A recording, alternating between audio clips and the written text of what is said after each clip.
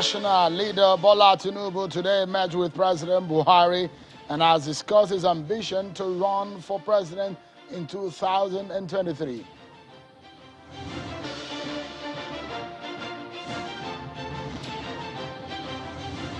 Well, the Delekes family torn between two members of the family who have thrown their hat in the ring for the governorship race. Who will it be?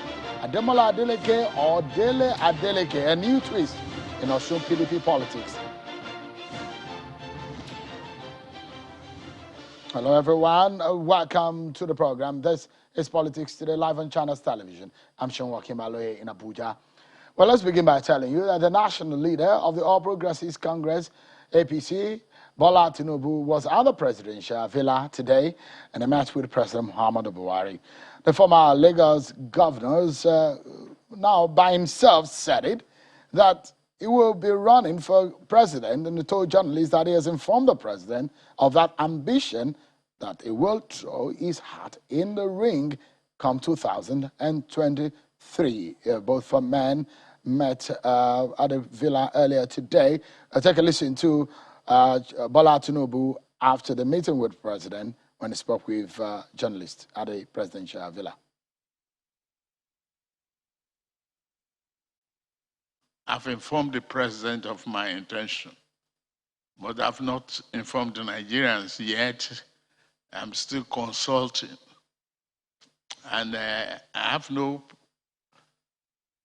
problem consulting, and I've not set a parameter of limitation to the extent of how many people will I consult. You will soon hear, all you want to hear is a categorical declaration. You've gotten that truth from me, that I've informed Mr. President of my ambition.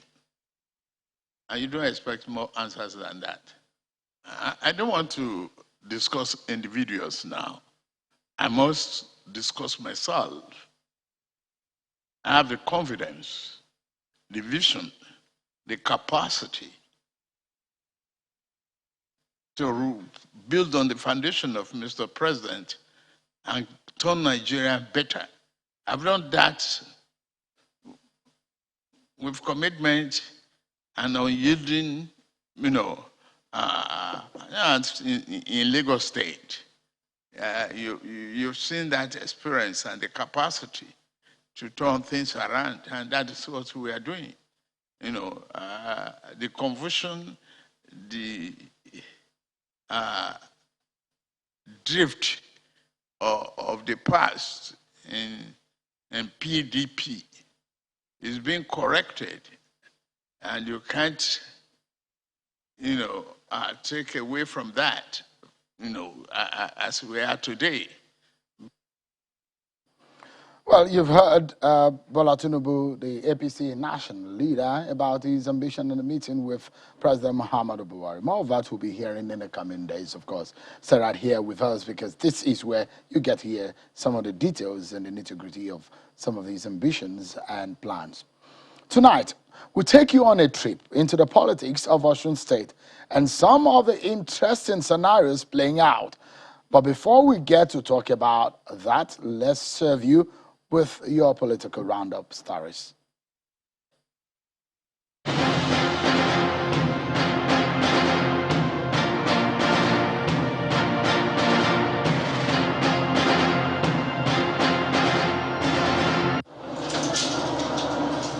Some women group under the umbrella of the Women in Politics Forum are condemning the non-assent to the electoral bill by the president. To ensure the success of the 2023 general elections, however, they are calling on the National Assembly to make the necessary amendments, as well as forward same to the president for assent. Speaking at a meeting in Abuja, the president of the forum, Mrs. Ebere Efendu, also canvassed for the participation of women in politics and at all levels of governance. She also took a swipe at the Senate for stepping down the Gender and Equal Opportunities Bill. We demand a quick passage of the bill, as we are tired of being treated with disdain by people we voted for. welcome Your Excellencies. River State Governor Nyesom Wike and his Bayelsa State counterpart, Senator Duye Duri, have stressed the need for unity among members of the People's Democratic Party, saying it's only on that strength that the party can produce an acceptable presidential candidate. Both governors made the remark when the Rivers State Governor Nyesom Wike led some Rivers leaders on a visit to the Bayelsa State Government House in Yenagua. The two leaders also spoke on the need for people in both Rivers and Bayelsa states to live peacefully despite the dispute over the control of some oil wells. Reconciliation Committee of the All Progressives Congress has appealed to members of the party in the state to put the interest of the party first in all their actions. Chairman of the committee, Senator Abdullahi Adamu, stated this during a meeting with stakeholders of the party in Oshogbo. Senator Abdullahi Adamu noted that their presence at the Government House was part of efforts to ensure fair hearing, equity and justice, as it will serve as a forum for the party leadership to respond to and defend some of the allegations raised and petitions filed before it.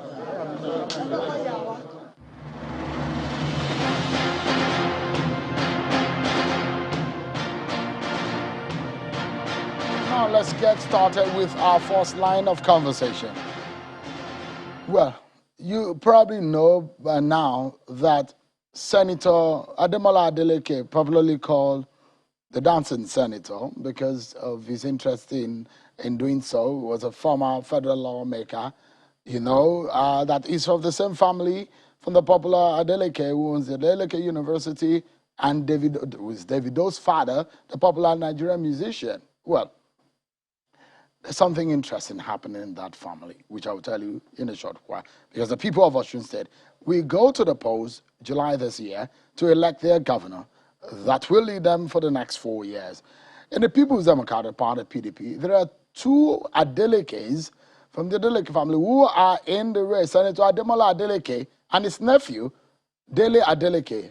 Both of them have obtained nomination forms to run, to vie for the ticket of the PDP. Others who are in the running for that party ticket is Dr. Yemi Ogunbiyi, Alhaji Fatah Akimade, and a host of others. They are also throwing their hats in the ring for that primary. Well, Mr. Dele Adeleke was a major supporter to his uncle in the last election. In fact, he spoke he was one of the star witnesses in court in the governorship tribunal and in court. But now, he thinks he's also deserving of fit to run for that office. It is a move some in the state may not think that may tear the Adeleke family apart because of the interest now involved, and also could split the PDP in Osun State. The Delekes and others in the Osun PDP are seeking to give the incumbent governor, Oyetola, a run for his money in the coming election in the mid of this year.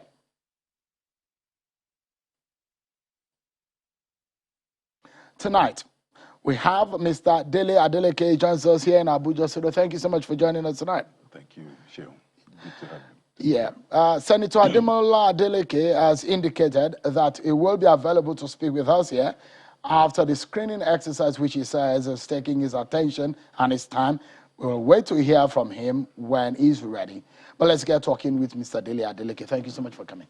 Thank you, Sheil. It's good to be here.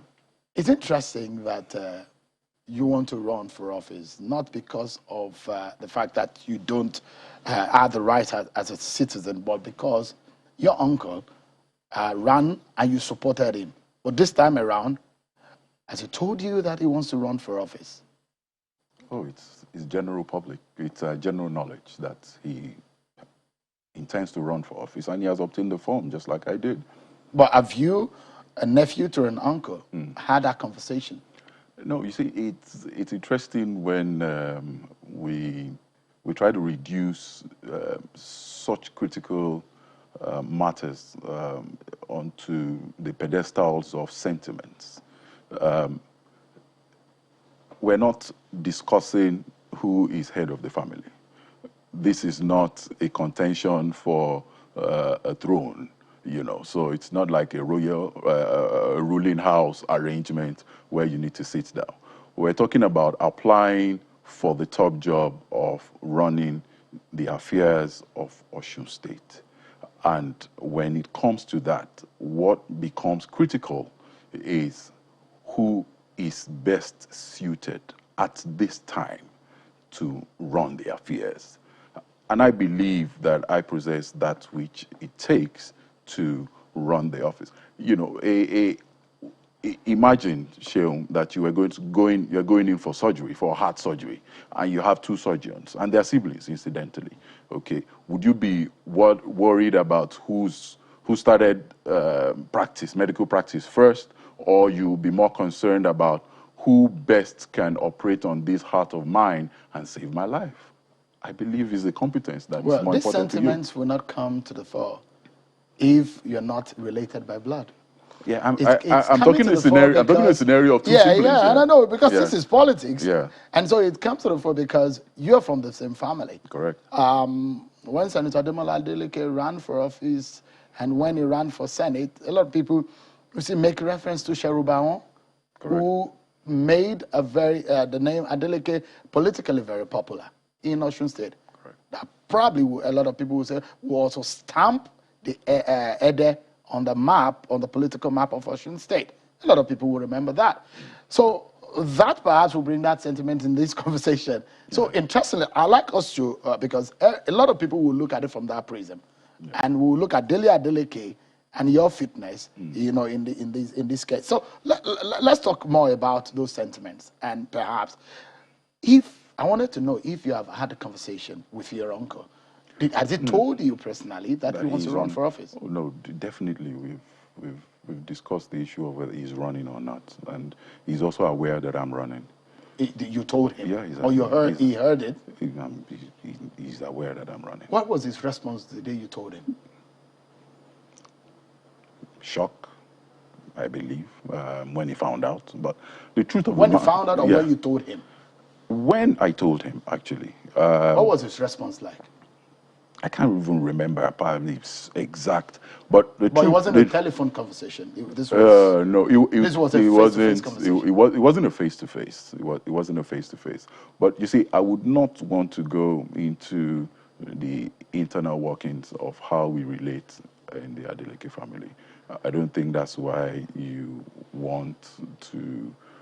You're providing this audience. You know, I believe. The truth of the matter is, Senator Deleke is running for office.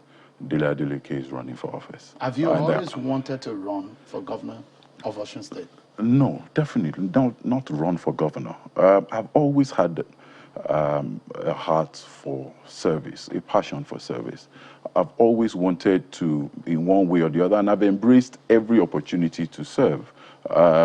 Even though I have not been I've not been on the ballot for any elective post, but I have served in so many political support capacity, you know, and it started from way back to 2007, you know. So I have been actively involved in politics.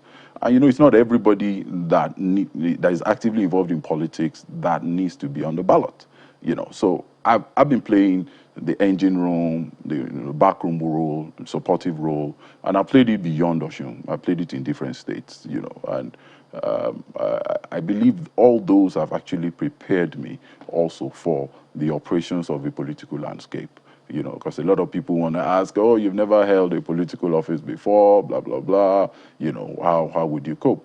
The truth is we have been in that space. Channels, television, this interview is running. It's known, associated with you, Sheung Kimbaloy. But there's so many people in the background making it happen. Now, the fact that they have not gotten the prominence that you've had, does that make them less qualified? No, I bet no. So that's really what is surrounding all of this. So you've been in the background. Oh, yes, and you think it's time for you to unveil the masquerade and you yourself to put yourself in the ring for this race? It is more a call to service than for. Who's making the plan now? Oh, it's an overwhelming call from the massive call from the youths in Osun, from, you know, various sections from across the state, you know, even, you know, political stakeholders from within and outside, saying, hey, come and do this. We can see in you this ability to do this. Why are you running away? Why are you shying away from this responsibility? And you see, when such calls, and these calls didn't just start, these calls have been going on for so long in the background, and, I've been rebuffing and, saying no and all of that. But the truth of the matter is posterity is there to judge us. So what happens if peradventure I do not throw my hat in the race, PDP doesn't get the opportunity of fielding a formidable candidate, and then PDP gets to lose this election, and Osun State gets worse? Would I be able to live with that reality, that I had the opportunity to make a difference and I shied away from it? I won't. All right. I won't. I would like to ask you, indeed, because in all of this consideration, don't let us shy away from the fact that there are a lot of consideration in the exit of Sheruban. A lot of people made reference. He had a lot of friends, political friends. Correct. A lot of consideration was made towards Senator Ademola Deleke. And those kind of sentiment might also work for you should you get a ticket. So some people have been asking the question, following this matter, whether or not there might be some kind of meeting between the Deleke family and maybe to speak to you to step down for Senator Ademola Deleke. Would you do so? Why wouldn't the conversation be for him to step down? He's over 60. He's over 60. We just saw on TV, just a few days ago on TV, Mr. President, addressing the nation, saying that he has given us his best, doing 7 hours plus of work, and he's getting tired. This is time for a generational shift. It is time for those who are fit and able to deliver. The role of leadership, the role of governance is a very serious, especially in Osun. Osun is in a precarious state. Osun is the 10th most indebted state in Nigeria. Osun in 2020 paid the sum of 21.06 billion as loan repayment. That is the third largest loan repayment paid in this country. In fact, our debt per capita is the highest in Nigeria, 32,710, compared to the Nigerian average of 27,000. That shows clearly that this is a precarious situation. And when Osun can be likened to be in an ICU. And you are the Messiah Osun needs? No, I am that person that has the competence and experience at re-engineering and turning things around. My work experience over 2 decades in banking, in the banking industry, has exposed me to such unique skills. You cannot have a plumbing problem and bring a carpenter to solve it. You cannot have you need to put the best fit to address this situation. Yeah, so because we can't go into campaigns now because that's not their time. Correct. But I asked that question. The premise of the question, or the question in the real sense, is why or whether or not you could step down for your uncle. I'm sure. If that conversation comes up, would you consider it? I'll just ask him the same question. Why won't he step down? Why do you think he needs to step down for you? Because he knows that I am fitter. He knows my competence level. He understands my passion level. You are more competent than he does. I am more equipped than all the aspirants in the race, including the likes of Alhaji Fattah Akinbade, including the incumbent, the Dr. Yemi Ogunbiyi, Dr. Akin Ogunbiyi, accomplished insurance man, Mr. Prince Dotun Babayemi Omoba, accomplished business entrepreneur, as it were. Baba Akinbade, former SSG. All these are eminently qualified men. But the point I'm making is, among the lot, who is the best for to increase the chances of PDP. The youth, the population of the youth is solid. It's not a population you want to toy with. The teaching population is not also the population you want to toy with. I'm talking about the demographics favor a younger, competent, and passionate, credible candidate. And that is what Deleke represents in this race. So, in the real sense of it, a lot of people would like to ask the question, because Davido is your cousin now, isn't he? Yes, he's my cousin. Is it supporting you or supporting his uncle? Oh, he's supporting the uncle. You see, one of the beautiful things about our family is this. The patriarch of the family, late Senator Raji Ayola Deleke, Second Republic Senator, laid the foundation of a family that is quite democratic. He never was autocratic in his, and he enshrined such principles. He was a staunch Muslim. He was married to a Christian, and he never forced any of the children to choose any of the religions. He never forced any of the children to join the UPN. So the option, the freedom of choice, the democratic tenets of freedom of choice is enshrined in our family. And that's one of the things that make the Deleke family unique, because we recognize and respect that choice. You are aware that Senator Ademola Deleke has the structure of the party in the state. And this is a delegate-based primary. Correct. Are you aware of that? Oh, definitely. I am aware that this is a delegate state. It's a collegiate. Okay. Yes, I'm aware of that. So how do you and hope to I'm win? aware also that he has a chairman that is the state chairman, or there was a state chairman, because I think there's some court ruling now that is brought his chairmanship into contention. But he has a chairman who's been acting like his campaign manager. So that's what's giving the impression to the whole world that he has the state structure in his pocket.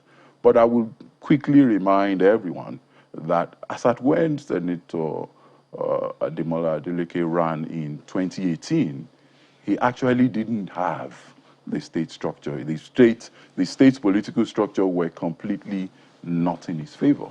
But did he become the candidate? Yes, he did. And that's because the delegate system in Osun is not that which can be pocketed. You know, the Osun leadership, political leadership, they're quite unique and respectable in their rights. They're not such that can be pocketed by, an individual. They make credible, responsible decisions. Is it a matter of being decisions. pocketed or being on the ground? Because politically speaking, how do you compare to your uncle in terms of the political structure of the PDP in Osun State? Okay, I like that question. Now, there are two structures that you should be worried about, okay? That is the PDP structure, okay? And the PDP structure is solid and strong. When you become the candidate, you become you automatically get the structure of the party. Then the second one is the individual candidates or aspirants political structure. So let's not mix it up. For the delegate system, we're going in there, we're going around. I've been to 14 local governments out of our 30, and I will be covering the remaining local governments. I have met with delegates and leadership across those local governments, and we've had interesting conversations, and they are excited. They are happy.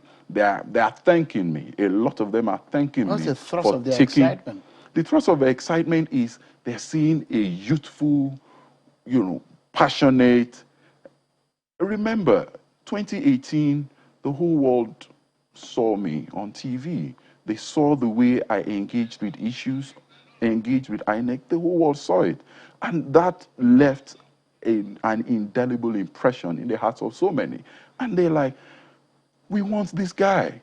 And thankfully, the youth renaissance that is happening across the nation right now, the NSAS had brought a renaissance of the youth, and the youth become more involved, and they're getting incredibly active. And those become the powering force of this movement. It's a movement going on. It's a movement, and it's those- starting with Oshun. For those on the ground in Osun State who have the opinion that what Deleke is doing is going to mess up the chances of the PDP in Osun State in the election, because they consider your uncle as having a bit more political presence and followership in the state, and they think that will count for something during the election.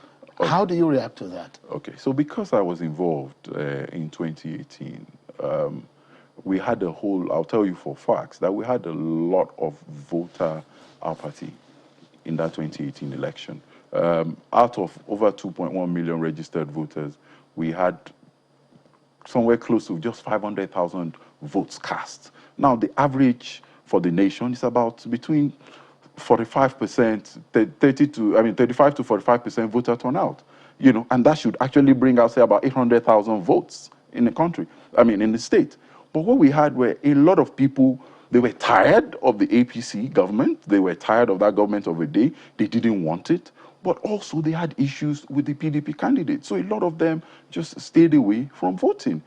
In fact, what we're doing right now is actually born out of consultations from those critical stakeholders, those blocks that actually did not support PDP, that traditionally would have supported PDP, but didn't support PDP because they felt they were not comfortable with our candidate at that point in time and stayed away from voting. Right now, the kind of commitments we're getting from those blocks are overwhelming, mind-blowing.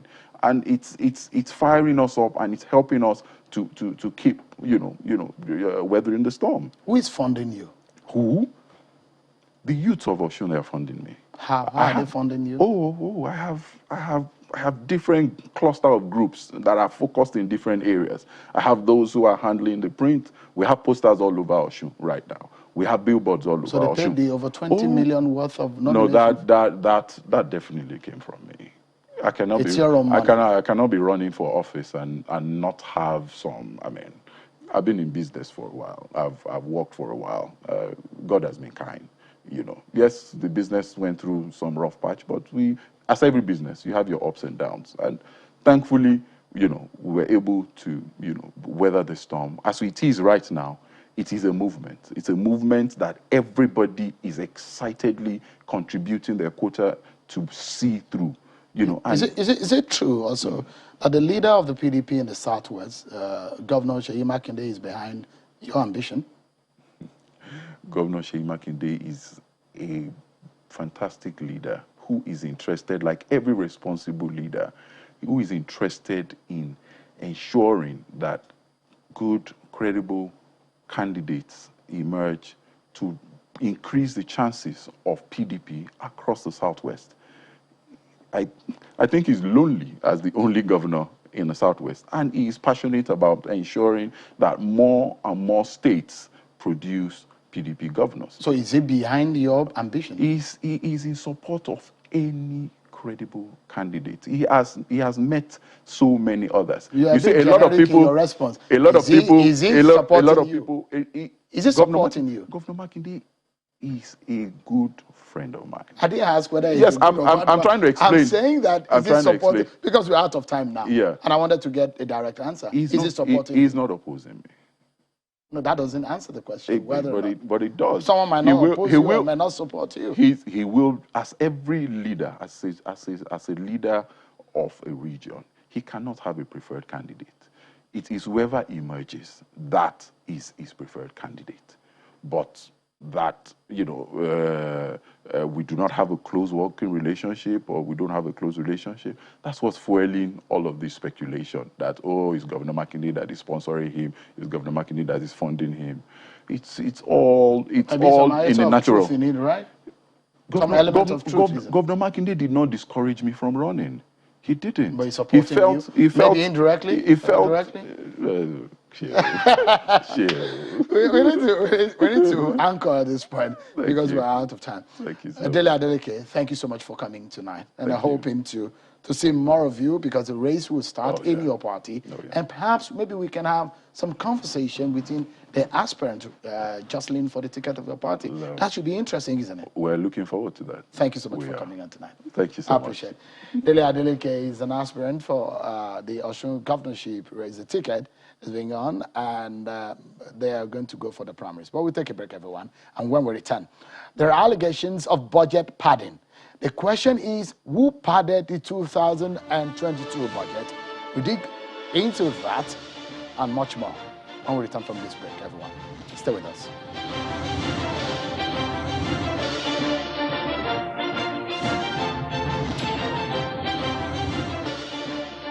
Welcome back, everyone.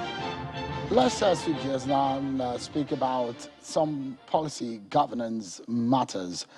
President Muhammadu Buhari last year signed the 2022 budget into law. But he raised an eyebrow on some of the additions made to some of the adjustments made to the budget. The president had expressed strong reservations on what he termed worrisome changes made by the National Assembly to the budget estimate. He lamented the reduction in the provisions for many strategic capital projects to introduce empowerment projects. Some members of the National Assembly, as reported by the Punch newspapers, are alleging that only the leadership of the two chambers and members of the respective appropriation committees were beneficiaries of such additions or adjustments. The president is taking the National Assembly up on reducing provisions for about 10,733 projects and introducing 6,576 new projects, which increased the budget from 16.39 trillion by a total sum of 735 billion naira, and the budget now volume stands at 17.13 trillion. That is what you see on your screen and what you get now. 10,733 projects initial one as presented by the executive, but the newly inserted projects by National Assembly, 6,576 new projects. The difference is 735 billion. The budget was increased by that from 16 trillion to 17 trillion.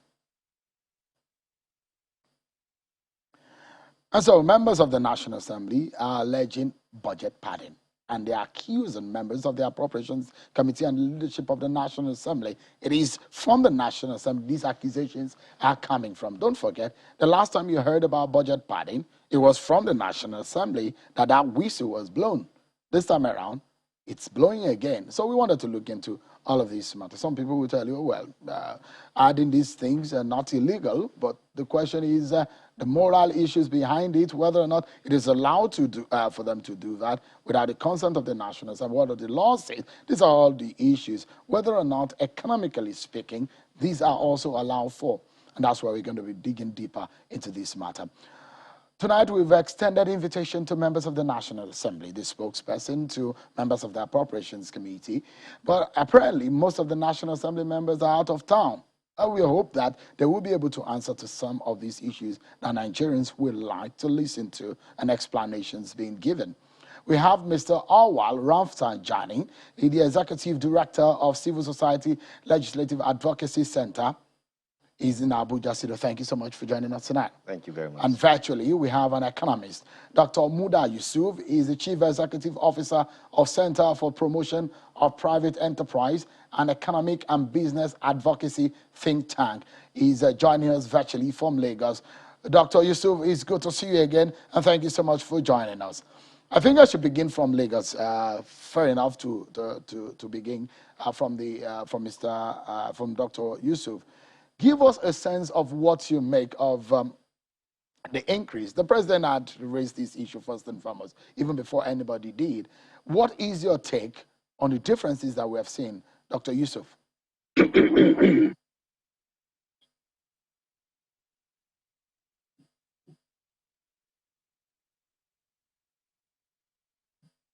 I'm not sure he's able to hear me, but let me bring the same question to Mr. Ramsijani.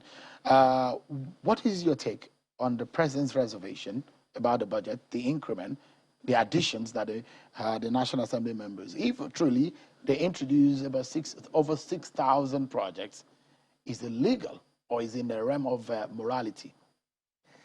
Thank you very much. I think it is important that we understand the basics foundation on what budget is all about and the legality for even the budget as with respect to National Assembly roles and responsibility.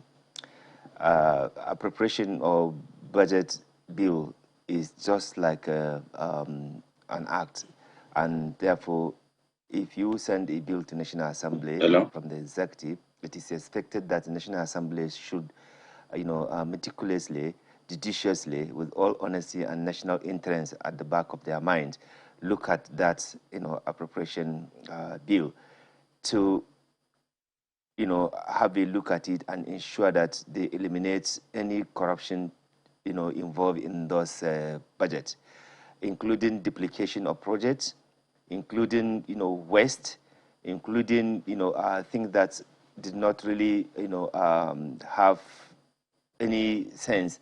For example, project that you're going to do, which is supposed to have like a 5-year or 10 years, duration, and suddenly you just bring in that project and appropriate money, which did not have any, plan or backup for, multiple years, progression in terms of allocation of money. So National Assembly is supposed to work on all those things and ensure that whatever appropriation they are eventually passing is in the best interest of Nigeria. Now, the allegation of budget padding by either the National Assembly members themselves or by the president, which has become a recurrent issue, is just to tell you that obviously something is happening that is not morally, like you said, right. For example, if you bring in a budget that is completely different from what the executive has brought before the National Assembly, introducing new headlines and other things that were not part of the initial budget brought by the executive. In other words, try to completely upturn the budget submitted by the executive and bringing in those items that obviously not in the interest of the nation. You're actually doing budget padding. But if you are looking at different areas where, for example, in the area in the health sector, Nigeria has the commitment of at least budgeting for 15% for Nigeria, in its health. In education, if you also noted that the gap is not really, meeting with the reality, likewise to other sector, if you look at it as a legislator, that the executive is not actually doing those budgeting that will really respond to the yearning and aspiration of Nigerians based on our also income, expected income, National Assembly can actually adjust those things. But introducing entirely new budget heading that does not exist, and that there was no prior conversation with the executive, and that those budget line that you are bringing are your so-called constituency project that you are putting, right. Obviously, so there's a concern on that. So let us clarify for Nigerians to get. So you've explained the process of appropriations and budgeting. It is for the executive to present to the National Assembly what it wants to implement. Exactly. It is a baby of the executive. Exactly. But the appropriation process is for the National Assembly to scrutinize. Exactly. Do they have the power, the right to introduce new things? No, actually, if you see, those things could have been done before the formal submission to the National Assembly. And that is why this romancing that the National Assembly leadership is having with the executive has not yielded any positive results. Because if it has, they would have been able to meet before the budget is submitted to the National Assembly to say, okay, these are the things that we think, should be done. In other words, there should be, a pre-budget conversation and understanding between the executive leadership, executive and National Assembly leadership, so that we avoid all this blackmail and rancor. You know the reason, Mr. Ramsey, you know the reason why I'm asking, because you said that if some of the major headings of the budget are not tampered with, there might not be any wrongdoing. But this is what the president said. He has accused the National Assembly of reducing provisions for about 10,000 projects and introducing 6,000 more new projects, which increase the budget by over almost $1 trillion. Now, these are the words of the president. He said, the cut in the provisions for several of these projects by the National Assembly may render the projects unimplementable or set back their completion, especially some of these administration's strategic capital projects. End of quote. That is President Buhari talking there. I absolutely agree with Mr. President on this, because National Assembly cannot completely overturn the budget submitted by the executive. And that's why I say there should be opportunity of free budget submission, dialogue, and discussion. Everything is about dialogue. And secondly, where it becomes worrisome, like some of the members are accusing the leadership of the National Assembly of cornering this so-called constituency project. And I want to suggest that National Assembly should come clear on this. Let us have a legal framework that spell out how this constituency project should be, since the National Assembly members are desperate to see that they carry out projects for their constituency. But we cannot be putting billions of naira in the so-called empowerment that goes to individual credit. Most of these projects that you hear constituency project, especially the one that they call empowerment, I think that eventually they turn them into campaign. So you use public taxpayers' money to be running your own personal campaign. This is not ethical and this is not proper. And therefore, I agree with the president that some of those new budget headings that have been introduced should not be the case, because it will distort the principle of what the budget is some people will argue that this is a culture and nothing has changed. A culture does not encourage impunity. So as far as you're concerned, from the National Assembly point of view, their action is impunity, isn't it? Yeah, well, because if you continue to take money, public taxpayers' money, and personalizing the taxpayers' money, no monitoring on how this money or this so-called project are spent, sometimes duplication. For example, members want to do primary health care, they do not discuss with the Ministry of Health to know whether there are such kind of project contained in the budget that the executive is sending. That's why I talk about free budget discussion, dialogue. Let's bring in Dr. Yusuf into the conversation. It's not the first time you probably are engaging in this kind of conversation, Dr. Yusuf. Are you surprised this time around that members of the National Assembly are the ones blowing the whistle about what they have now tagged budget padding on the 2022 budget? Well, I'm not surprised, but I think we need to look at these issues very, very dispassionately.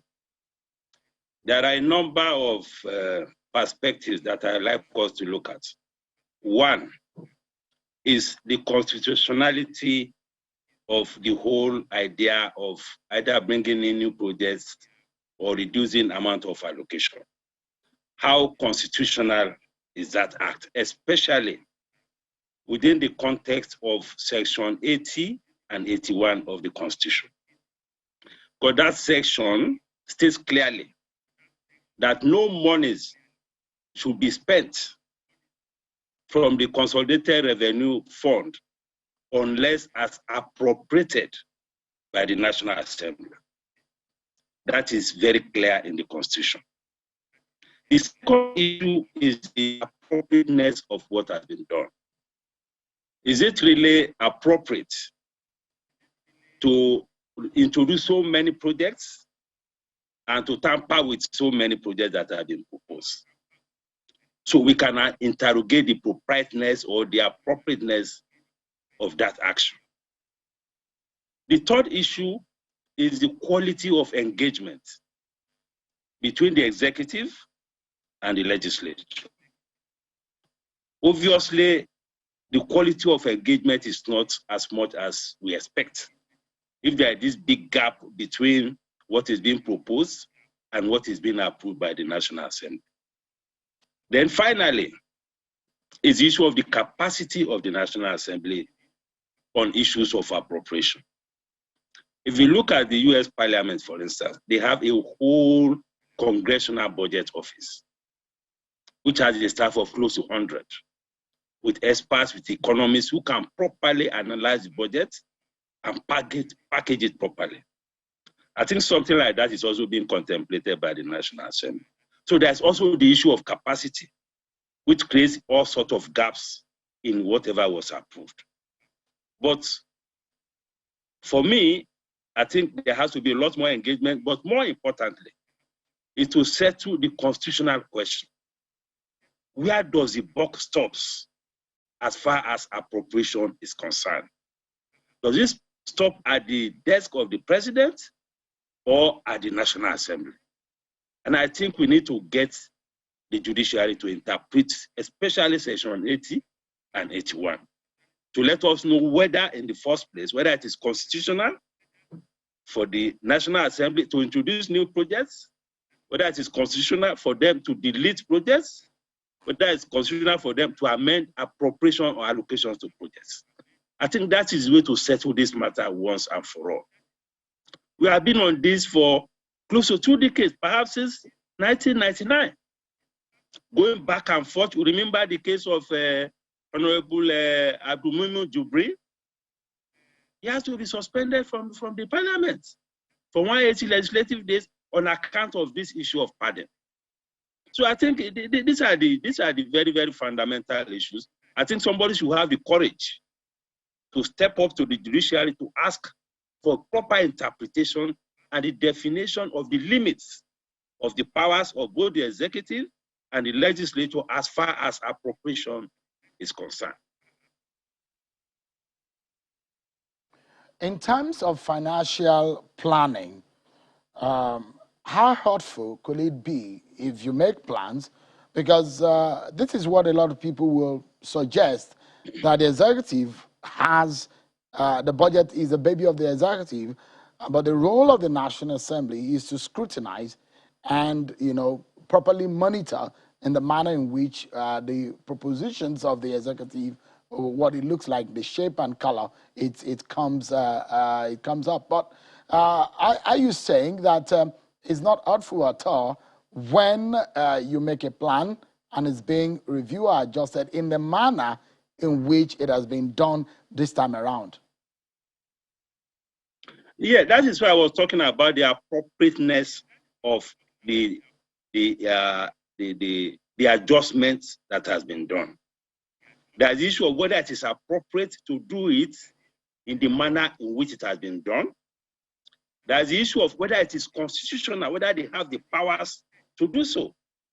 And in order to manage this kind of situation, just as my colleague said in the studio, if there is proper engagement, we will not see this kind of gaps.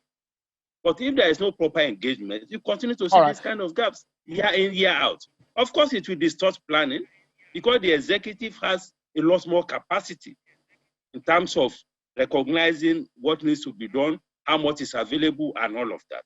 The executive has a lot more capacity. But you have this issue with the Constitution. If the Constitution is vesting the powers of appropriation in the National Assembly, and the National Assembly doesn't have so much capacity to know what should be done, what can be executed, then you have a problem. But the best way to start is to define the limits of the arms. Let's take a breather, and when we come back, we will wrap up on the way forward. If there are issues of budget padding, how can we ensure that this doesn't happen in the future? And then, of course, how can the National Assembly or the executive ensure that whatever they have on their hands is properly implemented? We'll take a break, and when we come back, my guest will give us insight into all of this. Stay with us, we'll be right back.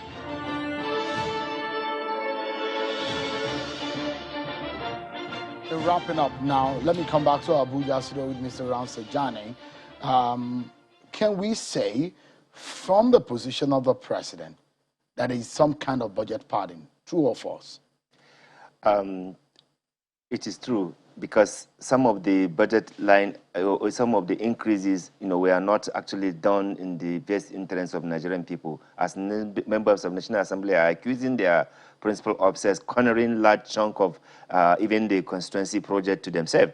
I don't think that is appropriate, and I think we need to stop that, because it is not healthy. It is not also helping to improve financial transparency in the country. Again, also it is important that the National Assembly take their job seriously. We have been proposing and advising National Assembly to legalize National Assembly Budget and Research Office, NIBRO, to help them with the capacity that can be able to checkmate whatever executive brings as appropriation. But that has not yet happened, and I don't know why they are not able to legislate on that. It is only when you have that you can match capacity with the capacity. Otherwise, as it is now, what you notice is that the National Assembly are more concerned more with only constituency project in the budget, looking at other areas like health, education, foreign affairs, defense, and what have you, is not giving much attention, much debate within the National Assembly. But when it comes to issues of allocation for constituency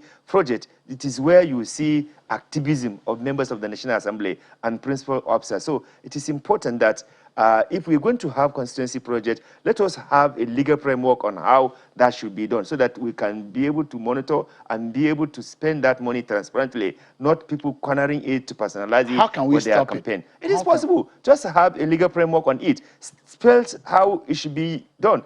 As it is now, it is blind, and it's just money for people just to use for their campaign, and sometimes misappropriated it, and that's why you see EFCC and the ICPC are chasing them with their contractors. So in order to stop this embarrassment, to the National Assembly, let them, have a legal framework, so that Nigerians, since the National Assembly members, they want to see something they do to their constituency. So let us have something that can guide it, something that will make them to do it in more transparent, more inclusive, more participatory way. All right. Let me ask Dr. Yusuf, in closing now, in terms of financial plans for these administration, the monies are not even there. We have the what is being earmarked for debt repayment is huge. And so it's meager resources that you need to execute carefully. Now, the president has raised the issue of implementation. What is your advice to tonight, based on the predicament of the executive in the light of what the National Assembly has done? Well, I think there will have to be a compromise between the executive and the National Assembly. The National Assembly has a position, the president also has a position. I think what should happen is a compromise. But let me also emphasize that the earlier we're able to determine the constitutional limits of each of the arms of government on appropriation, the better for everybody. Secondly, this situation calls for a lot more dialogue, a lot more engagement between the executive and the legislature. And thirdly, let me say that when you use the word pardon, pardon has a very negative connotation. I don't think it is an appropriate word to use in this context, because there is a constitutional confusion as to whether they have the right to do so or not to do so. Because otherwise, why even take the appropriation bill to the assembly, to the parliament in the first place? Why? If they don't have any power to tamper with anything. The question is, how far can they go in tampering with the appropriation bill? These are the very fundamental issues. And just as my colleague said, we need to deal with the issue of capacity. They need to build capacity in the National Assembly to deal with appropriation issues. I must sincerely thank both of you for the insights you have shared from the financial and economic point of view and the legal and the advocacy point of view. Thank you so much, Mr. Awal Rafsanjani, ED of CISLAC, and Dr. Muda Yusuf. Thank you so much indeed for your time tonight. I appreciate it. But that's our show for today, everyone. Many thanks for watching. I'm Sean Wakimale. Bye-bye.